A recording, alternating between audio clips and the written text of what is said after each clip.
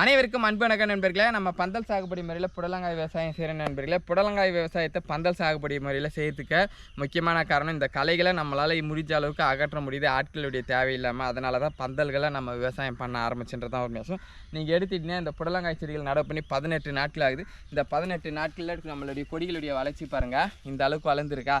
இப்போ நம்ம இந்த செடிகள் நடவு பண்ணி 18 நாட்களில் 3வது களையை இன்றைக்கி பவர் வீட்டரில் ஓட்டிகிட்ருக்கோம். களைகள் நம்ம செடிகள் வளருதோ இல்லையோ, களைகள் வேகமான அளவுக்கு வளருது. களைகள்லாம் இந்த காலத்தில் வீரியம் அதிகமான அளவுக்கு நம்ம தொடர்ச்சியாக இந்த தோட்டக்கலை விவசாயமே பண்ணுறதுனால களைகள் அதிகமான அளவுக்கு முளைக்குது. இப்போ நெல் விவசாயம்னாக்கா நெல் விவசாயம் சேர்த்தில் பண்ணுறதுனால அது களைகள் அழிஞ்சு போயிடும். ஆனால் இப்போ நம்ம ஒரு 6-7 வருஷமாகவே இந்த இடங்கள்லாம் தோட்டக்கலை விவசாயம் பண்ணுறதுனால களைகளுடைய வளர்ச்சி விதைகள் அதிகமான அளவுக்கு முளைக்கும்.